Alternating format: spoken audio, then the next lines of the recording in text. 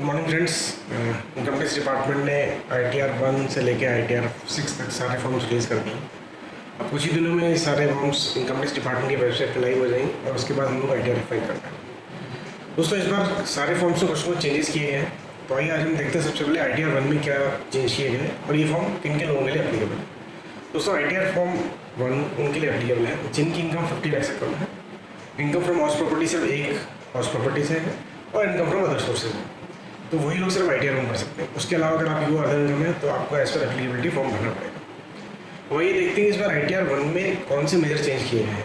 दोस्तों, पहला major change है regarding agriculture income. Agriculture income अगर आपकी 5,000 से ऊपर है तो ही आपको रिपोर्ट करनी है एंड उसका स्पेसिफिक प्रॉपर तरीका उसी में आपको रिपोर्ट करनी पड़ेगी। सेकंड, रिगार्डिंग डिडक्शंस जैसे ATC हो, ATD हो, इन सब सेक्शंस को पहले हम रिपोर्ट करते थे लमसम अमाउंट में।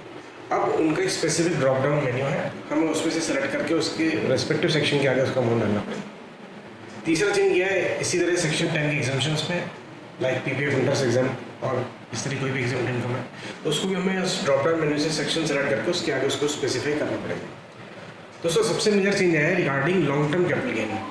अगर आपकी इनकम 1,25,000 से कम है और लॉन्ग टर्म कैपिटल गेन से है तो आप उसको ITR 1 में रिपोर्ट कर सकते हैं।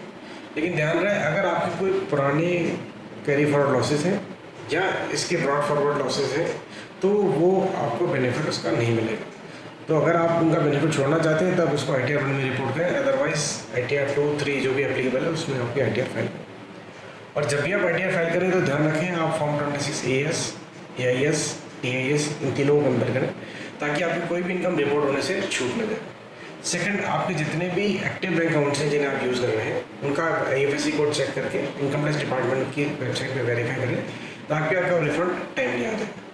और गवर्नमेंट का स्ट्रेस फॉरेन एसेट्स और फॉरेन इनकम पे है, तो अगर आपने कोई फॉरेन एसेट्स खरीदी है, बेची है या फॉरेन इनकम है in the form of ESOPs, crypto, whatever, तो आप उसको रिपोर्ट करना बहुत जरूरी है।